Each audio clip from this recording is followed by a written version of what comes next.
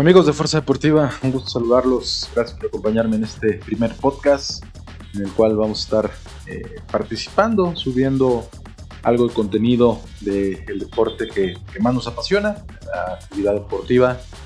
Gracias por sumarse, por hacer esta comunidad. Poco a poco seguiremos creciendo. Estamos en TikTok, en todas las redes, en las plataformas digitales. Y bueno, hoy decidí iniciar este podcast hablando realmente de lo que viene para la selección mexicana después de su participación en el Mundial de Qatar. No sé lo que tú pienses, y me encantaría que lo pudieras dejar en los comentarios o que nos pudieras compartir en las diversas plataformas. Aquí van a estar apareciendo, aquí están. Me encantaría mucho conocer tu opinión porque definitivamente la selección mexicana ha tocado fondo. Definitivamente México llegó después de 44 años de estar en un nivel de evolución, de crecimiento futbolístico. Hoy simplemente las cosas fueron las que nos esperaban. Qatar era una gran oportunidad, no sé si coincidas conmigo, pero realmente era una gran oportunidad para cambiar y crecer y hacer las cosas diferentes.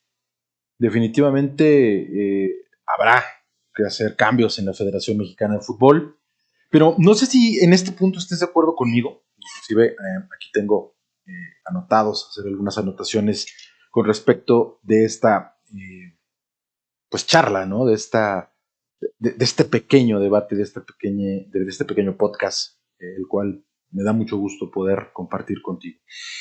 Creo que después de la eliminación de México, al día siguiente, John de Luisa, presidente de la Federación Mexicana de Fútbol, sale a dar la cara, sale a hablar al respecto pues, del fracaso de la participación de México en este mundial.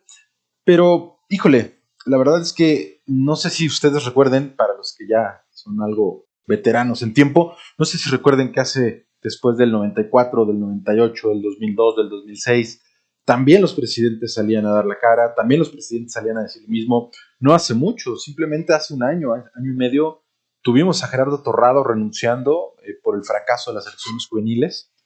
Entonces, este es un ciclo que se repite continuamente y tristemente vemos que no hay un cambio completo por parte de la Federación Mexicana de Fútbol, que los cambios estructurales que el fútbol necesita no existen, que cada fracaso mundialista viene la misma frase siempre, una frase que a mí en lo particular no me gusta y sobre todo me genera me genera mucha discrepancia, ¿no? Vamos a analizar qué fue lo que fracasamos y qué fue lo que hicimos mal.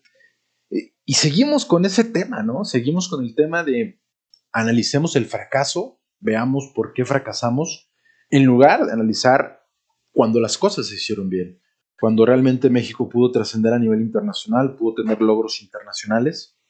Yo creo que ahí es el punto medular del asunto, ¿no? Cada proceso mundialista encontramos perfiles y encontramos con diferentes personalidades, pero el resultado sigue siendo el mismo. Hay un fracaso en selección y al haber un fracaso en selección, ¿qué tanto estamos trabajando para mejorar todo el proceso del fútbol mexicano?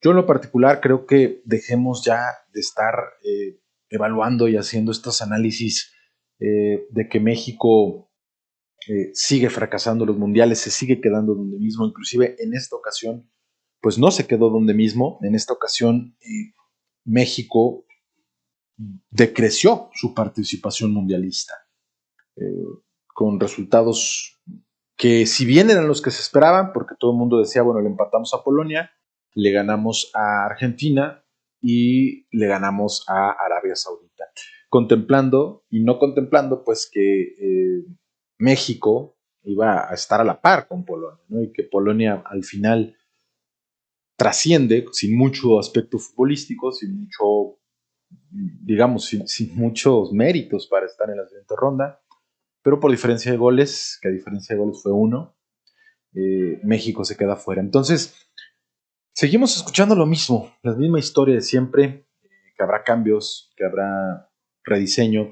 Mira, este podcast no lo quiero dedicar a qué cambios estructurales se tienen que hacer, porque la realidad es que todos ya lo sabemos, el nivel de la liga es muy precario desde el momento en el que no tienes un claro nivel o justo nivel de competencia con respecto al ascenso y descenso, pues definitivamente se sigue perdiendo la oportunidad de trascender. El roce internacional que hace algunos años era muy importante, pues hoy por hoy desapareció. Hoy por hoy ya no tenemos ese roce internacional, ese roce que te hacía codearte con la gente de primer nivel, hablando de Sudamérica, la Copa Libertadores, la Copa Sudamericana, la Copa América, que producto de intereses y producto de, bueno, de diversos problemas de agenda, y vamos a ponerle entre comillas problemas de agenda, porque pues ha salido a la luz últimamente que nada tuvo que ver con problemas de agenda, que era más un tema político, que era más un tema judicial, por el cual México se queda fuera de estas competencias.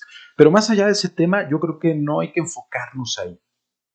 Podcast lo quiero dedicar exclusivamente a que podamos analizar eh, realmente qué es lo que viene para México en los próximos años, ya que en menos de 3 años y medio estará siendo sede de un Mundial de Fútbol, que si bien son 10 partidos, que si bien no es mucho lo que México va a trabajar o va a desarrollar en su país, que prácticamente el Mundial se desarrollará en Estados Unidos.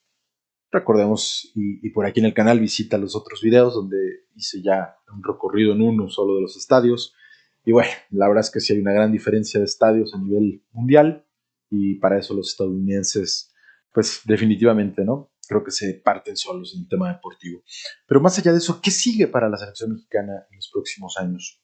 Yo, desde mi particular punto de vista, creo que México necesita realmente hacer un análisis de conciencia muy fuerte y hacer elecciones correctas. ¿Por qué? En este mundial perdimos una gran oportunidad. En este mundial se perdió una oportunidad de oro en la cual podías hacer ese recambio generacional, que muchas selecciones lo hicieron, una de ellas España, que definitivamente aunque queda fuera en octavos de final por Marruecos, pero a final de cuentas era una selección sumamente joven.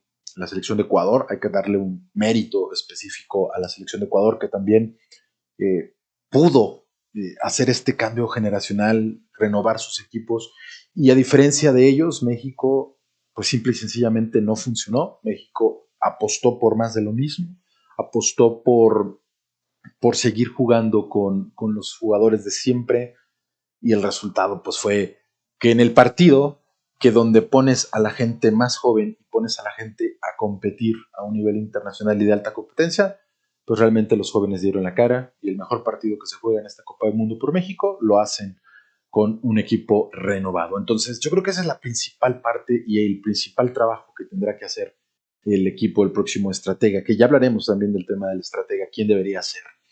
Eh, Creo que México dejó de apostar en sus jóvenes. Ese es un gran problema. Recuerdo y te invito también a que visites mi canal y puedas ver la entrevista que le hice al profe Efraín Flores, justamente terminando el fracaso de las selecciones juveniles, donde pues en los próximos años, si le sumas el fracaso de la selección mayor, pues en los próximos años no habrá ni Mundial, Sub-20, ni Juegos Olímpicos, ni Sub-17, donde venías haciendo las cosas bien a nivel selección, pues hoy simplemente cortas una gran generación que si de por sí ya necesitábamos hacer algo diferente, y hacer este recambio, pues si eso le quieres sumar, pues no habrá competencias internacionales para este tipo de personas, entonces, para este tipo de jóvenes.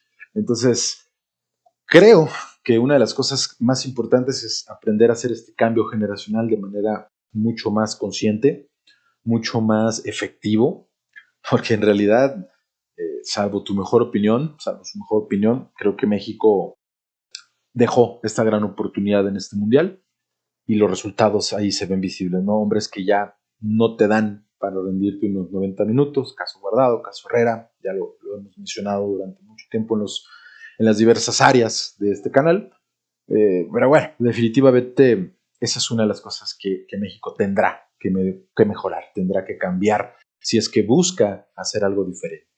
Otra de las cosas, creo que esto es a nivel directivo, a nivel de administración, yo soy de los principales eh, promotores que la liga tiene que seguir siendo un negocio rentable. O sea, no busquemos lo que durante mucho tiempo hemos escuchado, satanizar a la Liga MX. La realidad es que existen intereses personales, dado que es un producto privado, vamos a entenderlo desde ahí. Es como si una persona externa ama mucho a alguna marca, ¿no? Alguna refresquera, alguna productora de pan, no sé, alguna gran corporación de cerveza, qué sé yo. Eh, y por el amor que le tienes, pues buscas y le exiges y te metes a querer hacer cambios que a la larga, pues desconocemos el nivel o el proceso de negocio. Yo personalmente creo que la liga no tiene por qué dejar de ser un negocio rentable. Eh, y ahí es donde muchas veces no entiendo a los directivos y a otros entes involucrados en el fútbol, porque si alguien también tiene mucha responsabilidad, y seamos claros, o sea, si alguien también tiene muchísima responsabilidad de todo lo que está viviendo actualmente el fútbol mexicano, no solo son los directivos, son también los jugadores, es también la afición en alguna parte, es también la prensa, que habrá que decirlo muy claro, la prensa se convierte muchas veces en esta opositora de las acciones del fútbol mexicano, y con su afán de investigar y de informar, pues también se adquieren compromisos, y es ahí donde dices, la cancha no es pareja, y a veces ves a cronistas, a gente que se dedica al medio de comunicación, de repente crucificando a los jugadores y de repente enalteciéndolos cuando te dan 2, 3 partidos buenos, y después ya dejan de ser esos grandes promotores, porque así ha sido durante muchos años. Entonces, hay mucha gente que está involucrada en este tema y mucha gente que tendrá que hacer algo diferente. Pero al punto al que yo quiero llegar es, la federación no tiene, la liga mexicana no tiene por qué dejar de ser rentable. Sin embargo, sí tendrá que buscar herramientas y elementos que la vuelvan a ser competitiva, porque desde hace mucho tiempo dejó de serlo. Desde el momento que tú eliges quitar el ascenso y el descenso, privarle a la gente deportivamente un crecimiento de su franquicia, pues es como, ¿para qué juego si sé que voy a ganar? O sea, perdón, ¿para qué juego? ¿Para qué me meto un juego si sé que voy a perder? Y por ello no hay una inversión, y por ello seguirán siendo los mismos, pues las mismas personalidades enteradas en seguir invirtiendo en el fútbol. Yo creo que para abrirlo y para hacer un negocio mucho más rentable, se tendrá que cambiar muchas prácticas deportivas y administrativas. Una de ellas, esta parte del descenso, que recordemos que el descenso se quita. Vamos a hacer un poco de historia, porque el descenso no desaparece como tal. O sea, el descenso, digámoslo, quedó en un stand-by. Sí se pretende iniciar a partir de los próximos años, retomar el tema del descenso. Pero en realidad el descenso produce o se detiene porque no había certificación, porque se busca que la liga, los equipos que estén en primera división, porque a veces eso ya se olvida, o se está muy joven y no se saben estas historias. Pero recordemos cuando hace algunos años tenías equipos como el equipo Cuernavaca, los Colibríes de Cuernavaca, que literal jugaban en un estadio que a un lado tenía una malla ciclónica y que jugaban al lado de un río, y lo veías en las transmisiones. Entonces, digo, entendamos que el tema de la certificación de los equipos de primera división deben de cubrir con un cierto cuaderno de cargos, y lo que se pretende es esto: cuidar la infraestructura deportiva, cuidar el desarrollo deportivo. Esa es la intención.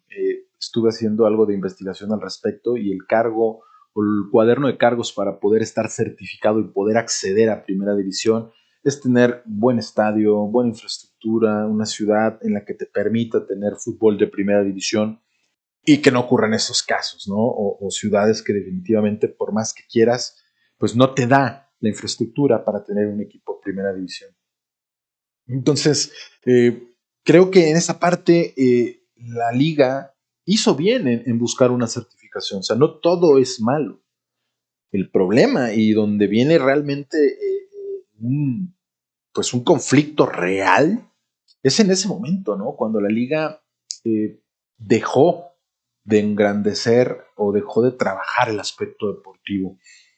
Recordemos también que hace algunos años había una obligatoriedad por parte de los equipos de primera división de jugar con jóvenes, la famosa regla 2011, que nos acercaba o nos ponía un poquito más a lo que ligas de mayor exportación de futbolistas hacen. Porque recordemos que un futbolista, por ejemplo, argentino, brasileño, a los 18, 19 años, ya tiene que estar consolidado. Y no como acá. que por ejemplo el caso más atractivo de esta Copa Mundial que fue Luis Chávez, pues el chavo tiene 26 años. Entonces, y estuvo a punto de truncar su proceso futbolístico. Entonces, se deberá retomar esa parte, se deberá de trabajar de manera diferente si es que se quiere hacer y obtener resultados diferentes.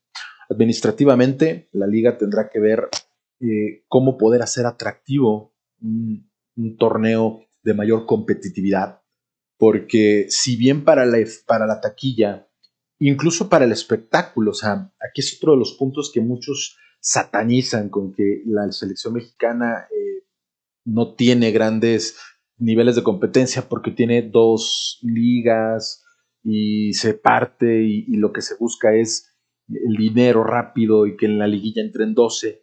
Recordemos que los últimos partidos de liguilla han sido partidos muy atractivos, ¿no? Un solo partido, ganar o morir. Creo que la idea es buena.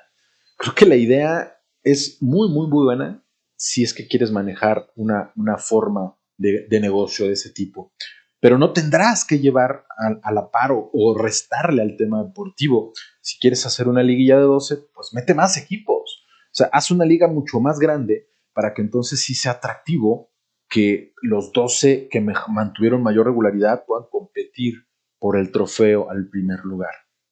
Que muchos quizás no estén de acuerdo con este esquema de competencia. Yo creo que el esquema no es el problema. Yo sigo insistiendo que el problema no es el esquema ni la manera de juego, porque en ese caso, pues Argentina hace lo mismo, tiene dos torneos, ¿no? La MLS, que hoy por hoy su nivel competitivo ha incrementado de manera exponencial, juegan solamente un tiempo, no juegan un tiempo corto, ¿no? De marzo hacia adelante, hacia las fechas donde el invierno se acerca, como septiembre o noviembre, ahí es donde se para la liga de la MLS. Entonces, creo que no es el modelo el problema y lo que le venga a México. Sin embargo, sí tendrá que cambiar esta forma de elegir mejores y más equipos que le van a permitir tener un mejor desarrollo deportivo y priorizando el tema de los jóvenes. Porque recordemos que a partir del 2005, un poco más atrás, del 2003, 2004, cuando se viene esta revolución en las inferiores, en las categorías inferiores en México, fue cuando realmente se tienen resultados importantes. 2005, 2011 y 2012 es cuando México tiene el boom, donde comienza a trabajar muy bien las inferiores, se comienza a convertir en potencia en categorías inferiores, y ahí está el problema, y ahí está otra de las cosas que yo considero que es importante que hoy la liga y la federación tomen en cuenta. No se pueden perder esos talentos, porque esos talentos ya tienen nivel de competencia, ya saben lo que es jugar un mundial, quizás en su categoría, quizás ya saben lo que es ganar una medalla olímpica, ya saben lo que es competir contra los mejores, ya saben lo que es ganarle a Brasil, ya saben lo que es irse a tiempos extras y mantener una cabeza fría para tener un mejor resultado. Entonces, no puedes dejar este tipo de cosas a la par y olvidarte que tu activo más importante y tu liga más importante se nutre de la juventud, se nutre de la gente joven. Entonces, si realmente se quieren hacer cambios importantes, es volver a retomar cómo haces competitivo a tus juveniles. Y ellos, y algunos que ya tienen experiencia, que ya te han dado resultados, ¿cómo los puedes hacer crecer? ¿No? A mí se me ocurre, digo, ¿por qué no ese tipo de jóvenes, si la liga no los va a darles esta oportunidad?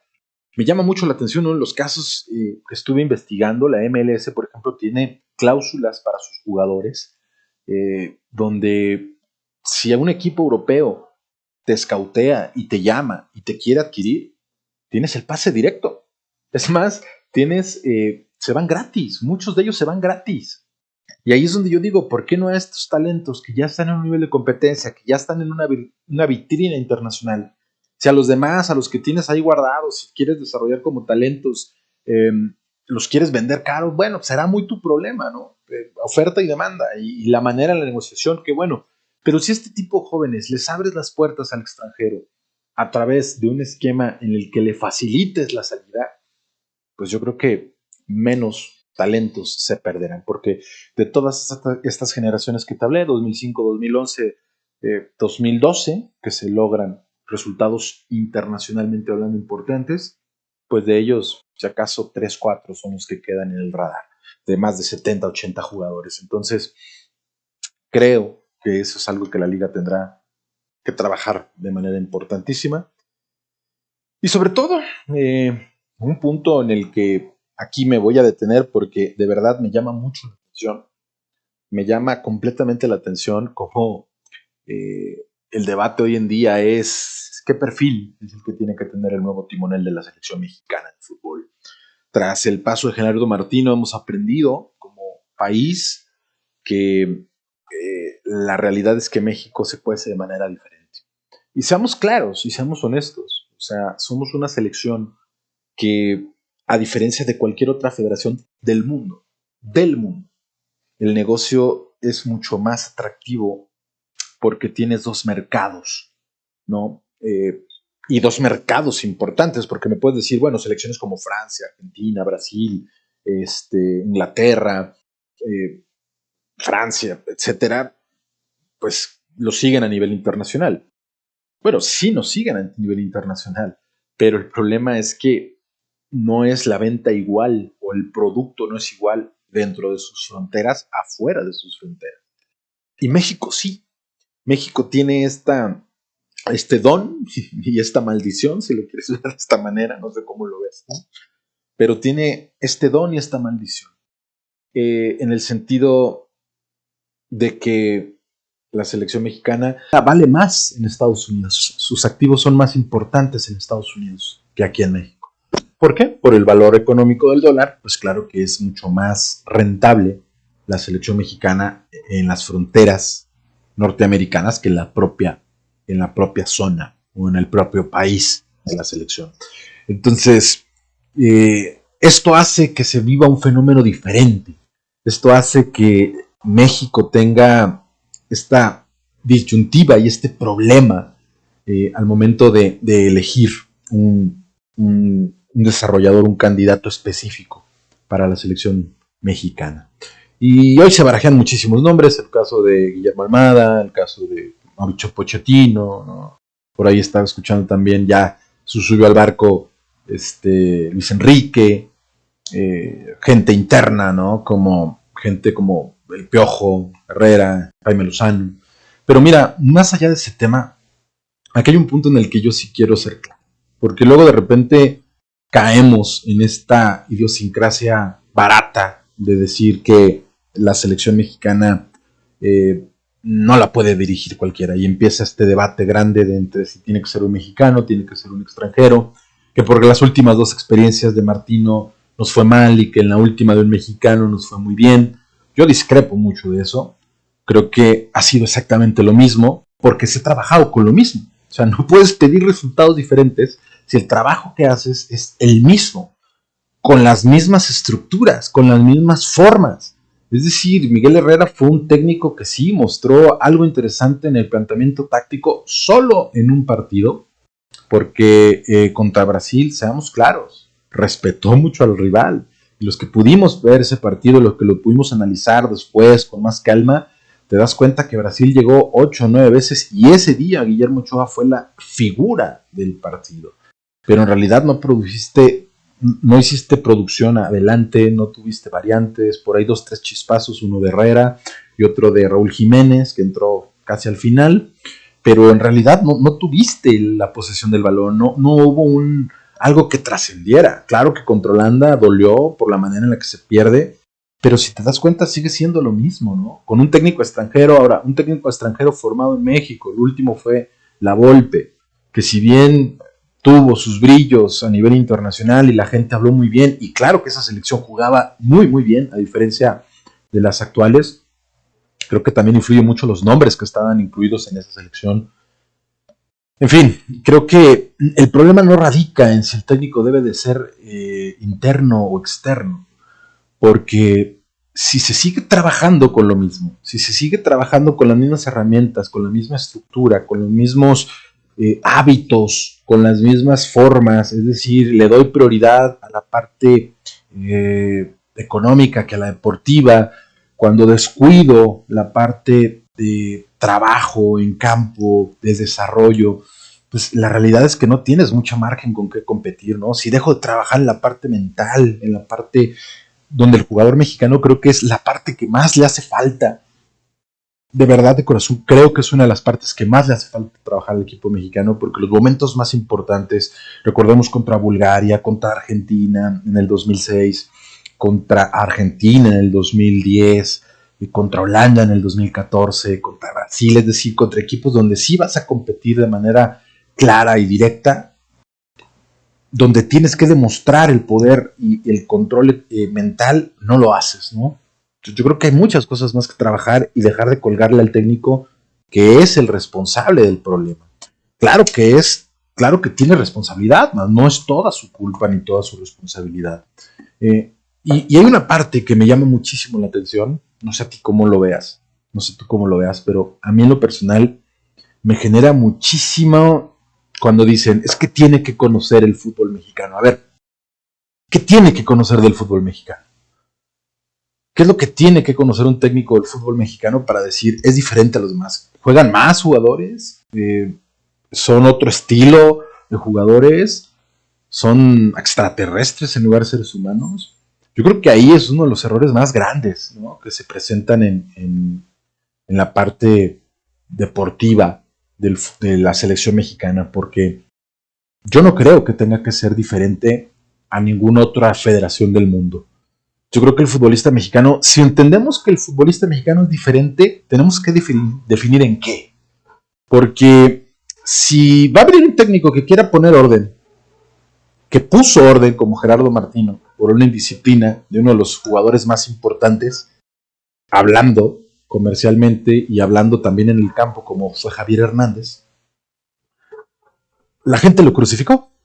Es decir, si decir que el futbolista mexicano es, le tienes que solapar las fiestas, las indisciplinas, le tienes que solapar el que es que ellos trabajan de una manera diferente porque somos una estructura diferente, creo que ahí estás cayendo en un error. Y creo que ahí se está cayendo en un error y creo que ahí la federación se volvería a equivocar si comete este error nuevamente. Es decir, le tienes que solapar indisciplinas, le tienes que aceptar caprichos, le tienes que aceptar que no quieran venir porque el viaje es muy largo, que solamente lo convoques a juegos importantes o juegos que tengan un renombre. Yo creo que ahí es el verdadero problema de la federación y es ahí donde la selección mexicana tendrá que cambiar. Y la persona que venga tendrá que tener esta autoridad, tanto con los jugadores como con la propia federación. Porque no somos diferentes a ninguna federación del mundo. Reitero, creo que este ha sido uno de los problemas que más incongruencias generan, porque si estamos hablando de que tienen que existir cambios estructurales en la Federación Mexicana de Fútbol, también tienen que existir cambios estructurales en la forma de los jugadores y en la manera en la que tienen esta concentración y aceptan su convocatoria a la selección mexicana.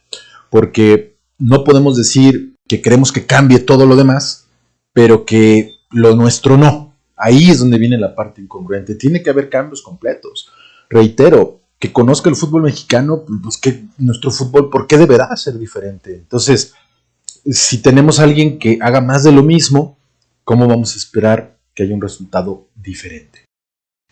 Yo creo que es una de las cosas que la selección y la federación tendrán que hacer algo diferente. Tendrán que cambiar y apostar por cosas distintas.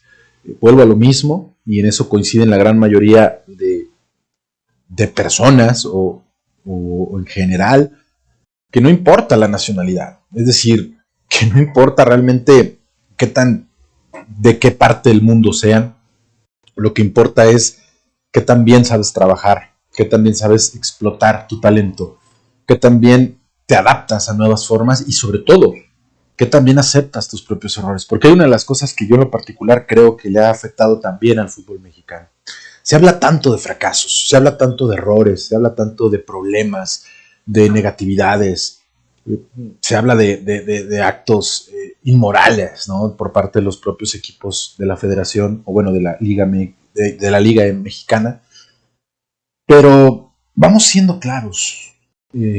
Creo que hay un gran talento por descubrir. México en diversos rubros, en diversas áreas, es uno de los países que más resultados le dan al mundo. Entonces, dejemos ya esta mentalidad mínima de pensar que se podrá trascender solo cuando venga un milagro, cuando venga algo diferente.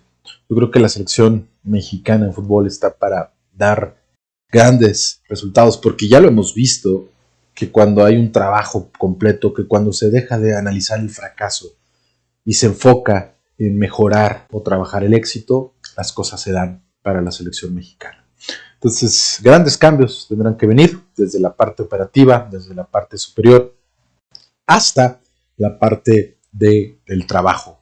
Además de trabajar con jóvenes, también trabajar que esta liga vuelva a recobrar y esta selección vuelva a recobrar ese crecimiento ascendiente que tuvo durante muchos años y que hoy, producto de las mismas decisiones de siempre, se ha topado. ¿Tú qué piensas de este tema? Te invito a que dejes en los comentarios, a que participes, a que te unas a esta comunidad, a que te des la oportunidad de compartir y de hacer esto un poco más sencillo, un poco más claro, y que nos regales este like si te gusta este contenido, que nos regales este like si te gusta lo que estás escuchando, para que podamos seguir creciendo y que podamos seguir haciendo las cosas de manera importante. Para finalizar, quiero no dejar pasar el momento, ya que estamos a punto de culminar esta Copa del Mundo, que de por sí fue una Copa del Mundo atípica, por los tiempos, por las formas, dejó de serlo. Pero bueno, no hay que darnos esta posibilidad de escuchar y de trabajar. ¿Qué viene en esta última etapa de la Copa del Mundo? Las semifinales ya están listas, después de grandes duelos, de grandes sorpresas, de que Portugal quedó fuera.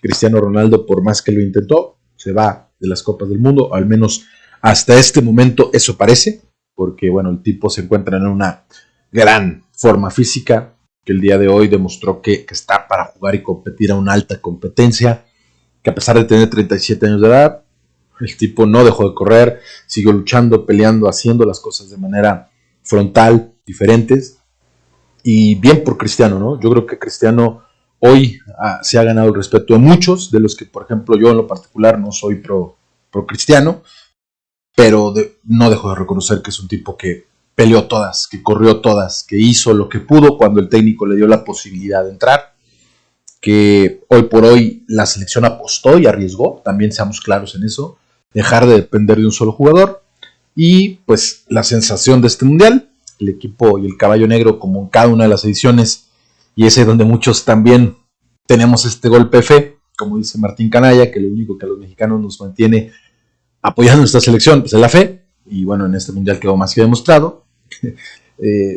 Pero bueno, el caballo negro de este mundial del 2022 es Marruecos, definitivamente con figuras como Bono, Hakimi, que están haciendo un rival muy difícil, y que va contra una Francia que, si bien llega en su último partido donde sí se sintió exigido, donde sí se sintió que tenía la necesidad de remontar, donde un equipo inglés que estuvo a punto de empatarle el partido y llevar a la larga ese encuentro, al final la selección francesa de Giroud, de Mbappé, de Griezmann, de Lloris, pues están nuevamente en la antesala de la final. Dos partidos interesantes, el equipo de Argentina contra su similar de Croacia, un Croacia que en lo particular no me gusta el esquema croata, ha sido un esquema, y hoy, y este mundial, creo que ha quedado más claro que este mundial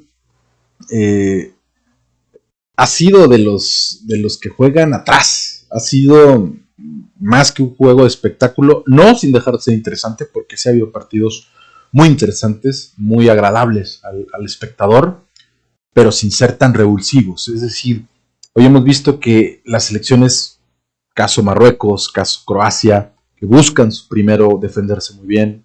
Es así que a Marruecos, por ejemplo, no le han hecho gol, solamente ellos han anotado un autogol, pero fuera de eso, estas selecciones que trabajan muy bien la parte defensiva, que tienen un doble bloque, que juegan en conjunto, que cuando un jugador importante de una selección toma el balón, ellos ya tienen 2 o 3 defensas cerrándole y achicándole los espacios, jugando muy bien el pressing, pues es lo que tiene nuevamente a Croacia. De Croacia hablar, estos 4 semifinalistas, hablar como una selección que, al igual que Francia, se mantuvieron en una alta competencia, que su selección ha mostrado ese trabajo previo y ese trabajo en conjunto que los está llevando a tener resultados importantes y nuevamente están en la antesala de la final contra un equipo que hoy por hoy ha demostrado que no solo llega como favorito, sino como el que mejor fútbol está mostrando. Si bien contra Países Bajos fue un encuentro muy ríspido, el más ríspido de la Copa del Mundo actualmente, en esta Copa del Mundo, pero los argentinos supieron sacar la casta y como buenos argentinos supieron remar contra la corriente y se enfrentaron contra un rival durísimo en la parte física. Los equipos de Luis Van Gaal siempre han sido equipos que juegan mucho a lo físico, juegan mucho al contacto, juegan mucho al sacar de concentración al equipo rival. Bueno, hoy por hoy, pues el equipo argentino, el equipo de Argentina, tiene en la figura de Lionel Messi y de todos los hombres importantes, ¿no? McAllister, el Papu Gómez, Álvarez, Lautaro Martínez, es decir, trae una selección muy compacta. Scaloni ha sabido trabajar a su selección de manera muy, muy, muy importante. Enzo Fernández, que han dado buenos juegos, han sido una selección muy competitiva y no descartemos que es la selección que para mi gusto hoy por hoy tiene es candidata ideal para llevarse el trofeo. Falta menos de una semana para que termine este mundial y ya hablaremos en otros podcasts, en otros espacios que nos deja este mundial. Pero bueno, serán grandes semifinales, serán partidos a matar, partidos en los cuales el que cometa menos errores será el que se llevará la victoria. Pero se ve que el fútbol sigue ganando en cuanto a espectáculo porque se esperan dos grandes partidos y por ende una final de cualquiera de estos equipos, pues de tú a tú, ¿no? Entonces, vamos a ver qué nos deja esta última etapa de la Copa del Mundo y preparar todo porque en el 2026 tenemos mundial aquí en Norteamérica. Quiero darte las gracias por estar en este podcast, por participar, por ayudarme a crecer, a hacer esta forma de vida, de hablar y de creer y de hacer lo que más nos gusta, que es hablar de fútbol, que es disfrutar el fútbol como un deporte que permite tener estas sensaciones tan agradables cuando un equipo gana y también tan dolorosas como un equipo cuando pierde.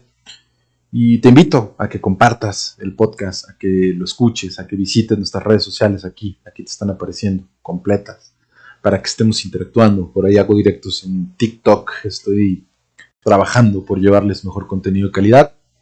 Y no te despegues, todos los días lunes vamos a tener un podcast para que puedas estar formando parte de esta comunidad. Gracias a todos los que en este momento han seguido esta larga charla, este largo podcast. Vamos a tener también entrevistas, reportajes de color. Hay una etapa ahí que estamos trabajando, dos reportajes de color muy interesantes de cara al inicio del próximo campeonato mexicano. Y mantente al tanto, porque en nuestras redes damos noticias diarias. Estamos trabajando por generar un contenido de calidad. Yo me despido, te agradezco que hayas estado conmigo en este primer podcast de Forza Deportiva MX. Mi nombre, ya sea que nos escuches por las plataformas de podcast o nos veas a través de la red de YouTube, te agradezco mucho el que confíes en este contenido y recuerda, formemos parte de la Forza Deportiva.